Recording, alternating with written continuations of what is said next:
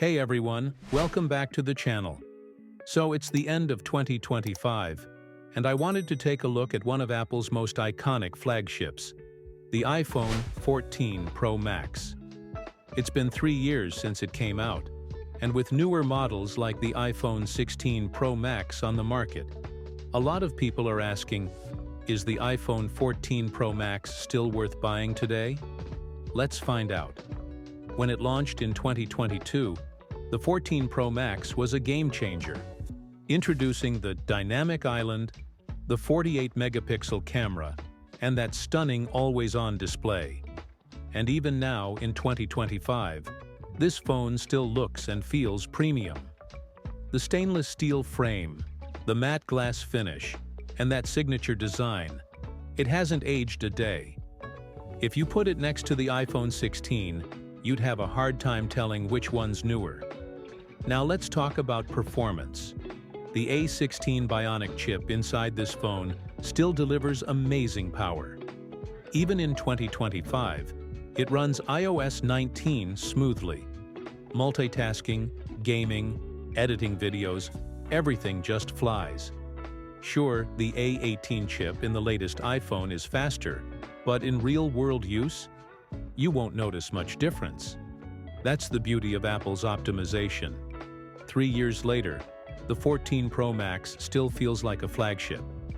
The display is another strong point. That 6.7-inch Super Retina XDR panel with ProMotion 120 Hz still looks stunning.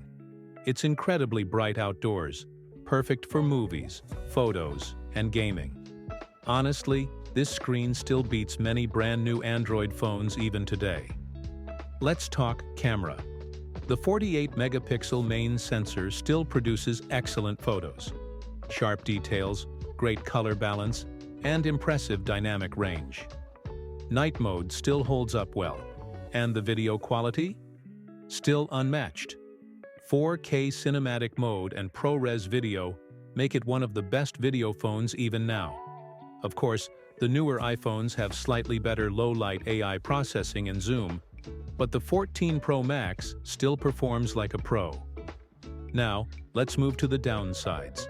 Because yes, there are a few. First, the Lightning port. By the end of 2025, every other iPhone uses USB-C, so transferring large files or charging with the same cable as your iPad or MacBook isn't possible here. That's a big drawback for many people. Second, weight. At 240 grams, this phone is heavy, especially compared to the new titanium iPhones that feel much lighter in the hand. Third, the battery. If you're buying a used 14 Pro Max, chances are the battery health isn't at 100%. You might get around 5 to 6 hours of screen time now, which is still decent but not what it used to be. And finally, the dynamic island. It was cool when it came out, but Apple never really took it to the next level. In 2025, it's more of a visual element than a real innovation. Now, the big question. Should you buy the iPhone 14 Pro Max in late 2025? Here's the truth. If you want a premium iPhone experience without paying flagship prices, yes, it's absolutely worth it. It's fast, reliable, has an amazing display, and its camera is still world-class.